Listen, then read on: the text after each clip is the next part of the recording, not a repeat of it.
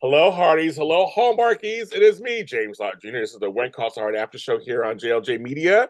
I am the OG. I've been doing it for a long time. And I'm here and I love talking to people that I know. These two of my friends who are on the show and who are doing some groundbreaking work that I just love, and I can't talk to you about them. They also, not only are they on When Calls to Heart in latest season, season 11, playing Joseph and Minnie, but they also got their own movie. Okay, kids, called Legend of the Lost Locket. It's very cute. We just minutes and play Sheriff Marcus and Amelia. And we're going to talk to them about all of that. My friends, Natasha and Viv. Hi, you guys. What's that? Hello. Hi. Hi, everybody. Very good to see you. I'm just going to start off right at the back saying it's very good to see you both, and I'm glad you guys are still booked and busy. Love that. Yes. Yes. Thank you. Very grateful. Yeah, very happy about that. How'd you guys survive this? Because here in here in the States we had the strikes and all that stuff. You guys were able to work when you were up there. How's that whole process? We had a pandemic. We had that. How are you both doing these days now that we're coming out of both of those stages? So you start with you, Natasha. You're going first. Oh, well, I have to say, very, very lucky. Very lucky through both, because the pandemic was a huge one, because I initially was in the UK thinking, okay, well, nothing's going to happen now. And then the audition came through for When Calls. And then the strike again, everything was kind of up in the air. And then the interim agreements became something that was available, and that changed the game then as well. So it's so interesting, the fact that both of us were working through such a dire period, two dire periods in the industry, and just back to back. They were just, when people were just starting to go, okay, so now we're going back to work, and oh no, you're not. So it was something. It's just so grateful to be able to carry on, and even to be able to do the movie, because we were both able to work as locals. So it changed things for us as well. So it was just so grateful to have the opportunities that we had, that just rolling on. We know a lot of people that just didn't have those opportunities, and you have to feel for them, because there's so many more of them who are in that position than were in our position. So we were very, very lucky. Yeah. Just to add to what Natasha said, right on the money with all that, because that's definitely how we felt. But the other side, the flip side of that, was that we were lucky enough to be able to help put people back to work. A lot of the cast on our movie, a lot of the crew on our movie, that was the first gig back, after the strike. And that was the thing that I think that we were so proud of on day one. We were just like, look what we did. We because I'm not sure if everyone knows, but like Natasha and I came up with the kind of the genesis of this movie idea came from the two of us, and then we got our writer Michelle Ricci on board, and our producer Howard Bronstein on board, and Aisha Francis from Hallmark on board, and we helped kind of create what became Legend of the Lost Locket. And that we were able to put people to work is, we already won. I'm like, day one, scene one, and I'm already looking around like, okay, we already won. They allowed us to be executive producers on this movie as well, so we had a lot of input.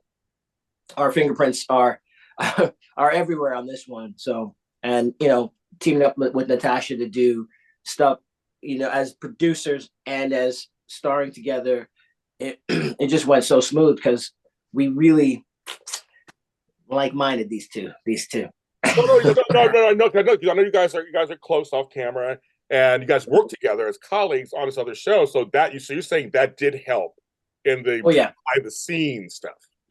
Totally. We always do it anyway. Like Natasha will tell you, we talk about all the scenes that we do on When Calls together, and didn't change on this one. Tasha, what do you echo some of his thoughts about this being producers together and coming up with this idea together? Oh yeah. It was definitely it felt like a no-brainer. We, coming out of the era of the Canfields to try and do something that was more modern day, that was more in line with what we enjoy doing. And we are both avid fans of Columbo. So it felt so. Just one more thing. One more thing. Yeah. There was a lot of that on set in between takes. Oh yeah, we were doing There's all a lot time. of that. All the time. One more thing. Yeah. I love it. We were trying to throw it in somewhere, but she was like, "They're not gonna know what you're doing. Don't do it." I would have known. I think some of us would have known. Some of us would have got it. You know? Got it. Next movie, we'll put it in there. I'm sorry. Go ahead, Natasha. Sorry, go ahead. No, but it was very. It just felt very apt to do something like this together, and it made life a lot easier, even through pre-production. We shared a lot of ideas beforehand, but also, if Viv maybe wasn't able to be at a meeting or, whatever the situation was, I always knew and he always knew what I was thinking and how I would feel about things, or things that we might bring up that the other one we know would be important to them because it would be important to me if it's important to him. And we just were always on the same page with everything in that way. So and then of course on set itself, there was bits of banter that were left in the movie that just came up as improv on the spot because it just made sense to us, or it just was mildly amusing to us. So, it just seems right to say. It made us laugh. So, Yeah, very cool. That's us though. Like it's, I'll say all the time, and Natasha knows I say this to her all the time. I'll just look at her sometimes and be like, thank you. And she's like, well, for what? It's like, because you're cool. Because this could have been anybody. You know what I'm saying? Like, yes. Oh, thank you. Well, because you guys both know this, and I know this also being in the business. Having anything made is a miracle. It's a small miracle, first of all. Whether it's a movie or a TV show, it don't matter. Whatever, gets something done, something to screen, that's a miracle by itself. So I think, it is one of those things I tell people all the time. It's who can you work with? Who can you be around? Who you have to be on the same page about stuff, or at least similar pages, right? To do this.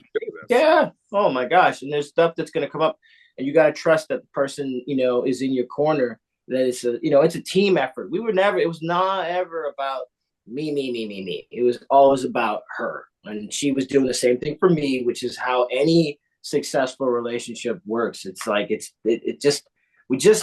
we were about the teamwork, man, and making sure the crew, that everybody was moving forward in a good way, and the actors were comfortable.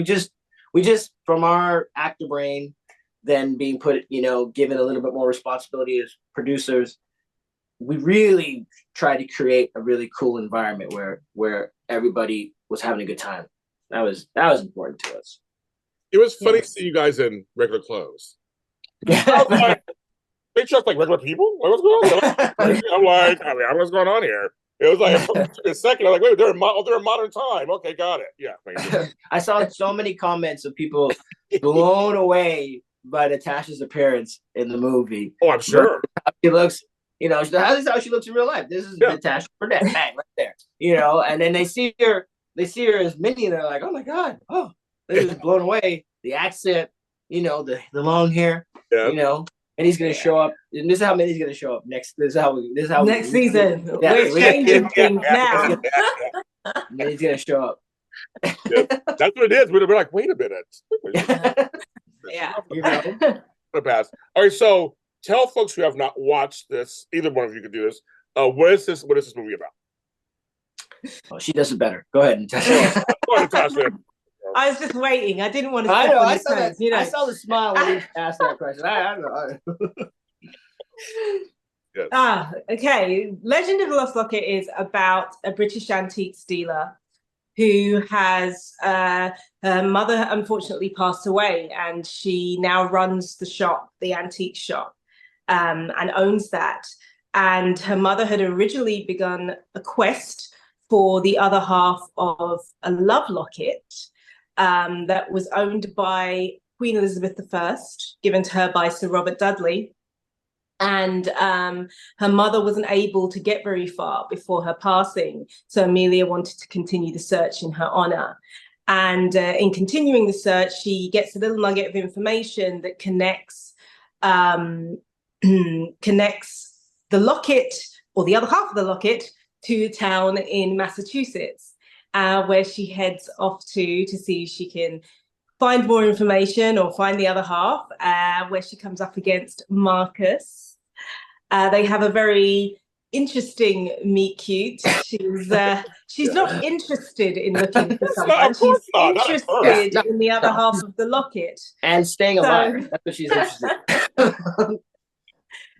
So she continues her search. She gets to know the town and the townspeople. And on her journey, she gets to know Marcus, and they get very close. And then romance ensues. See, now that's not hard to break down, right? Well, I do want to ask you. So this was kind of cool. You guys decided to add the British elements. Obviously, and was that always part of the plan? Was like, we're gonna do kind of add them, because I'm British. You're British, so you're like, I want to add that in there. Was that? That was day one. That was day one. Yeah, always part of the plan. Just to kind of, in some ways, keep it real, because it changed all the dialogue and it made so much more fun to have the banter. Yeah, because we have our real life banter, with that. I mean, it's all good. Like, Minnie and Joseph can have some fun banter too, but it's different. Natasha, everything about Natasha when she's Natasha, it running on a quicker clip than when. The same with me. If I'm playing Joseph, I'm not talking as fast as I talk in real life. I talk faster in real life. So does Natasha. So our jokes are just moving quicker. It's we can fit more jokes in there when we're doing this stuff. Yes. And Locket. You guys you kind of like nudge each other here and there, make a little like very, very broad, like little things here and there. But on this one, there was lots of the funnies in there. That made more sense. Which made more sense. It's more timely, and your characters weren't as heavy as those characters are in the other. No. Yeah, that's what we loved about it. Right, go ahead. Yeah, I just said that's what we loved about it. Yeah, that it was so different to Minnie and Joseph. Well, what's so funny? I just want to connect something for a second with the When Calls Are, because last season Joseph went through this kind of realization of trying to please everyone and trying to figure out where his place is. And this season, it seems like we just started 2 episodes, folks. We just started in. But I loved what you brought up as Minnie saying, everybody comes to me for it, like all the advice and everybody. It's like we all kind of see it as like it was showing us that Minnie and Joseph aren't these perfect people, but they're in high regard. So what is that like for both of you guys to play that side of your characters on that show? Well, it's the first. Well, I guess she had slight vulnerability when she was dealing with Mr. Landis in season 9. Wasn't sure whether to invite him over. But I think this is very different. I think this is much deeper for Minnie, because as a pastor's wife, I think that journey runs a lot deeper, and her uncertainty it sort of comes from can she live up to Joseph? What Joseph can do, and as the other half of this unit, right? And I think it's the expectation, perhaps, that she's putting on herself, that people are expecting her to be as perfect, as Joseph appears to be, of course, when he's doing his sermons, because when it's just us. Like last season, he wasn't sure whether he should even be a pastor, and so nobody else saw that struggle but the 2 of us. So I think it's the expectations that she's kind of put on herself, and wanting to live up to that, and what the community expect of her and the family unit since they've been there, and since Joseph has taken the role as the pastor. She definitely wants to make sure she's doing her part in that correctly. So I think it was actually quite nice to just spend a couple episodes where she's just not sure where to go. She's not sure where she fits or how to fit in, and she's querying that with Joseph, whether she fits in and is she doing things correctly. So I think it's nice to see that switch. I do. Yeah. I just talked to you last season because of the strikes and stuff. So, Viv, how was it playing that and also playing your side? I thought it was fascinating what Joseph was going through last season, and kind of having Lee there to talk to and stuff, and having your wife talk to. Like, you're just kind of like, you're trying to figure this. You had so many choices. You had to figure it out. So how was that? Yeah, it's kind of been Joseph's. He's been doing this since we showed up. It's like, should I be the guy who's got his eye on the prize as far as like making money? Because it was all about buying the filling station. It was all about like, he's got an investment brain kind of thing, versus what I know my calling is. Like, so this is obviously the smart thing to do this way, but I'm being pulled in this direction to do this thing. And so there was always this kind of like 1 foot in, 1 foot out kind of aspect to Joseph, where yes, I'm the pastor kind of some of the time. In terms of like, I'm officially pastor hours are, these times. Right. And sorry, I won't always be here, but you got to come in at these times. Obviously, people run into Joseph outside the church. He's still going to say what he says, but he went from kind of working at working with Lee and spending time at the church to knowing that, with a lot of help from Minnie, knowing that that's where he needs to be is in the church. He needs to be in the church. And it's just put his path on that. That is what he's doing. He still has the skill sets to do whatever else he was doing, but this is his calling, and he's not kind of leaning away from it anymore. He's leaning into it more. And yeah, it's scary. It's scary to do that when, people do that in real life. They'll have there's this quote that Eddie Murphy has, and it's really cool because someone asked him about having something to fall back on as a stand-up comedian coming up and an actor.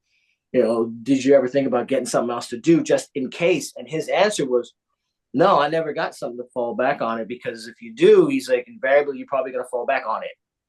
So he's like, you gotta go for what with no safety net, because that's the only way you're gonna actually get in there and do all the work that you need to do. So this was really good for Joseph. It's good. It's cool to play characters that are continually, learning about themselves and each other. So yeah, Minnie's an extension of what Joseph is asked to do all the time. She gets put in this position because, at the end of the day too, Minnie's fingerprints all over a lot of the stuff that Joseph's even saying, because he discusses everything with her. So she always has input. She's been doing it forever. She already has been doing it forever. And trust me, that extends into real life with Natasha and I, because I'm like, what do you think about this? What do you think about this idea? What do you think about that? That's what we do. I love it as a Black viewer. I like seeing Black love like that. I love it because we don't get a lot of that on television. We get all the other stuff. That's not be a bad thing to have your stuff. That's not be shady or anything, but to see positive Black love portrayals is very nice. I think it's very cool, because it's not just for other Black folks; it's for everyone to see that the similar, love is love, and love is love, man. We are all. Everybody's looking for that same thing. Everybody's looking for a connection. That's what it's about. I know the Eddie Murphy quote, and I always tell people, you can't kind of jump into a pool. You have to dive. You can't sort of. No, you can't. You like that, don't you? And like this, sure. I tell you have to have a swimmer. So I like to say you can't just kind of jump off the dive, but you have to jump off. You have to jump off. Okay, No other way. Go No other away. way. Gotta do it. I like that. Yeah. Now with, I was gonna say, I love that. So now we don't know what's gonna happen in season 11, of course. I'm not gonna ask any questions like that, of course. But you guys filmed it back to back after season 10, right? It was like almost back to back. I can't remember. No, it No. was actually shot last summer, so it was a pretty similar timeline to what we usually do. Yeah. The summer, across the summer into the autumn or fall, as you would say. Yes. I like autumn. The autumn. Yeah. Autumn's good. Autumn was good. Now, and your characters on the show, they've only hinted at your past. There are two episodes. We had that whole barbecue thing, whatever. But also they've hinted a little bit at your past. I mean, did it give you like a past? Do you know something, or do you guys make up as you go along, kind of, until they give you these scripts, of course? I mean, how do you guys handle that part? Because you've been married for a while. We know kids. We know with some issues that you mentioned. We talked about on a previous show. So I was curious, as actors, because there's somebody you only hinted here and there.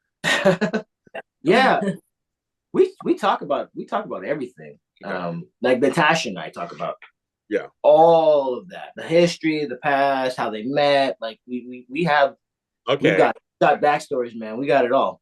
I love it. Okay. Yeah, it's great. It's really nice because it actually helps with the storylines as they're developing, because of course they might be able to change, but because we actually feel like we know where it started as best we can, and something that would make sense for them and who their family would be, and would my mother be alive, or would his father be alive, just simple things like that. Because although it might not directly come up in anything that we're saying, in certain cases it can be an indirect something indirectly that comes up, and then it would be helpful if you knew the answer to that question, because it would affect how you deliver your line, for example, right? It's just, even if I just mention, at one point I mentioned Ruthie, who was the cook, right? So is she still around? Is she not still around? Because now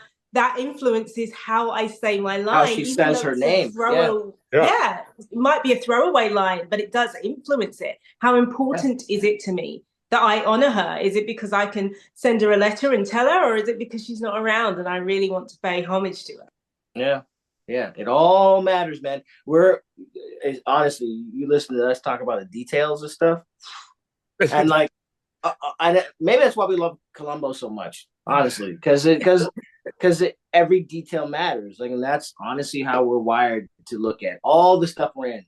Yeah, everything matters. And her and I talk about the responsibility of playing Minnie and Joseph all the time. And it's the thing.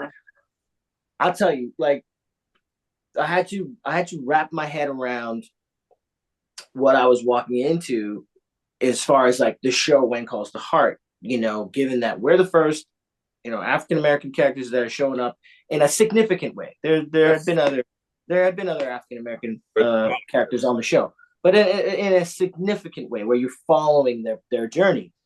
And so, we looked at the world that is When Calls the Heart, and Hope Valley in particular, and was like, okay, we see what it is, so we know how to get in there, and we know what this line means, and what this line means. And we know the intentions of the people in the town for us, because we figured it out before we got there. Because if you base it solely on reality, the Canfields would probably be like, nope, we'll go to the next town. They might do that just based on optics. Like, there's not a lot of people that look like us. Let's keep on trucking. You know what I mean? So, but them settling in Hope Valley was based off of, based off of being able to be given the opportunity to come into a place and to evaluate how they felt being there, and that's why they're such happy and proud members of this community, because it played out the way that they hoped it would. And Yeah, and they're valued members of the community. That's all you can ask for. Like I said before earlier, it's all about connection, and that's all everyone is looking for. It extends out to the universe of the actual Hardys in real life. It's about connection. Everybody's together in this, and that's a very rare platform and a very rare program that makes that happen. And I think we're better for it. And obviously, our longevity is due in a large part because of Hardys. Yeah, yeah, completely. And I'll echo, just because I said I've been doing this after show since the second season. So I mean, I'm talking almost 2 years, and no one else was doing it at first. It was just me, who's black. Yeah, I co-host, who is Filipino. Yeah. And we always kept saying, we want some representation. We love it. And yeah, you guys came. We were, I already told you when I first met you. I was like, oh, you're here. But the Hardys have embraced me, and they have embraced you guys. I mean, I see the yeah, especially with the movie too. Let's tie that in there. I mean, now the Hallmark world. Yes. Well, they know. Well, Viv, you've been in a few other things, obviously, but now they're seeing Natasha. Now they're seeing her on another scale. And Hallmark said they want more diversity. They said they want to expand. So this is like perfect timing, I think. Yeah. Natasha, go ahead, Viv, and Natasha. That was honestly, again, Natasha will tell you, I was saying what was so important. I wanted people to see so much is what this lady can do, man. That's all I wanted anybody to see. Just like, it's what I know. I get to hang out with her and experience like this wit and this humor. Like, man, her sense of humor. Oh, thank God. Thank you again, Natasha. Seriously, because we just joke and laugh all the time, and it's like I just like, yo, when you guys see what this lady can do, come on, man. When you see her, hear her sing, watch her do her thing. God, man, come on. We love our Natasha. We love her. So, Natasha, what are your thoughts on that? I mean, to see, because now a larger audience is going to see and seeing more of you because of the movie and everything. Yeah, no, it's always interesting to know what the response will be. Because come on, everyone gets a little bit nervous, you know, because they all knew Viv from the Haley Deans. So it's right. So it's kind of like, well, I guess feeling a bit like Minnie, really. Can I actually keep up? But I'm really happy about how the movie has been received in general. I one thing I have noticed that I keep talking to Viv about is it's one of those movies where, because the mystery element is part of it as well, I'm noticing people either really love it or they really don't. And I actually prefer that. I prefer that to this middle of the ground, it was okay. It was all right. Yeah, no, I want you to really love it or just not like it at all. I love that we created something that was like that, because it gives a definite opinion. So when people are excited about it, they're really excited about it. And it's been really fun and insightful to see people's comments. Again, mostly about the fact, well, there's a lot of discussion about, am I supposed to be British or am I American? Right. It makes me laugh every time I see those comments. They're like, no, wait. Can someone just tell me, is she British or is she American? And then I've seen other comments which were more, I don't like these movies where there are foreign accents, where they just use people doing fake foreign accents. I'm just like, it's someone responded, I'm real. He's actually English, okay? Yeah, that was so interesting. Yeah, it was so interesting because I'm like, I know you follow some stuff, so I'm sure you know that's how she really talks. But right, I guess I don't guess not. That's why it's so must be a trip, because you're like, but it's me. It's my real voice. I'm pretending. I pretend on the other show. So that means you're so good, Natasha, that they're like. That's what I was telling her. I was telling her, I'm like, they had no idea.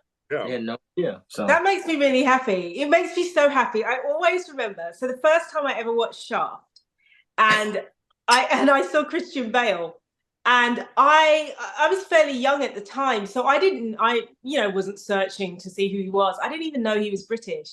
And when I found out he was British, I was like, you know what? If I can be that person that no one thinks I'm British, that would make me so happy. Because in a million years, I never thought Christian Bale was British. So I was like, yeah, that's like Idris Elba. Yes. So famously for The Wire, he went in and was speaking with an American accent when he walked in the door for every audition that he went into. Hey, how you doing, Idris Elba? Like he did not go in with his natural accent. And I think he auditioned like 5 times, and it was finally on the last round they found out he was British, and they were like blown away that they didn't know. They had no idea. And I always thought that was so cool that you could just hide it. He presented the character, and they saw that, and then they realized, oh, this is how good you are. And The Wire was good. That's one of those. Yeah. I'll tell you something. I worked on House MD, and when I met Hugh Laurie, who's the lead, oh man, yeah, I knew he was British because I knew his stuff over there, but he spoke an American accent the whole time on set. Yeah. Oh, did he? Yeah, another one. Yes, he did. And even the director of photography, both were British. So I'm like, how do you not slip into British? We're all American on the set, but how you not slip into like their because you're hearing it. Yeah. You're hearing it. It was like on our set on Locket, one of our cam ops and two of our cam ops were Brits. Oh, and so Natasha and the two of them, boy, woo, they'd be chopping it up. And it was so cool. I was so happy that she had that like that, this camaraderie. It was really cool. So Natasha, I'm asking you a question. I've known you for several years now. I've never asked you this, but I'm gonna ask you this. Were you an All Saints fan, or Eternal fan, or Spice Girls fan, or Girls Aloud, or Saturday? Are you going? Okay, All Saints. All Saints. Let's talk All Saints. My favorite song is Chick Fit. That's my favorite song of theirs. I love the song. Love that song. Do you know what? I don't know that song. Do you know what my favorite song is? War of Nerves. That's a good song. It's a good song too. Good song, right? Yeah. They had some good songs. Eternal. Hey, that song "Stay" was the bomb. I recently downloaded their album on Apple. Come on now. Come on. Power of a Woman. I am blessed. Yes. Let's, come on now. Spice Girls. Of course. I also recently downloaded their album too. Girls Aloud. I wasn't a massive fan of Girls Aloud. Oh, okay. Or the Saturdays now. No. See how silent I am through all this. You guys. I was thinking. I've never asked this before. I've interviewed you several times. Like Sugar Babes. Yeah. Like the Sugar Babes. Oh, I do like the Sugar Babes.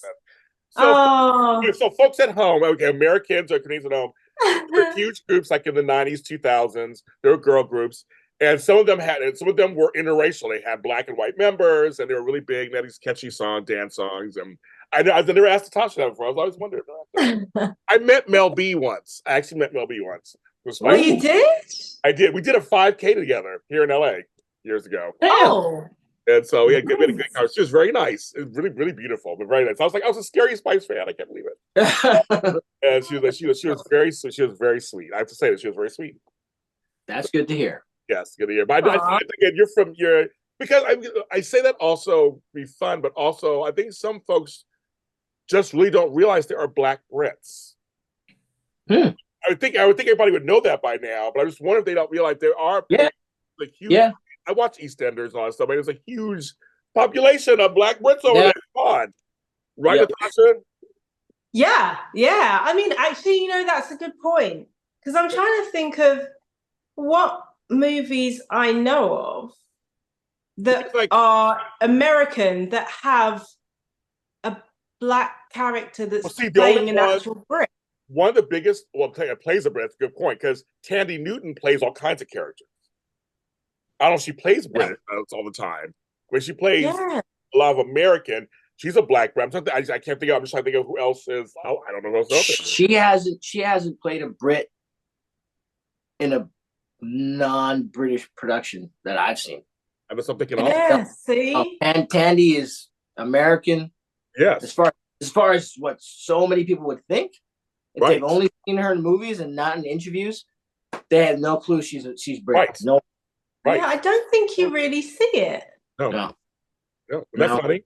That's why I bring it up. Like, a lot of these Really girl groups were they have black Brits in them. I mean, that's what's going on. I'm friends with the folks from, this is back in the day, folks, Loose Ends.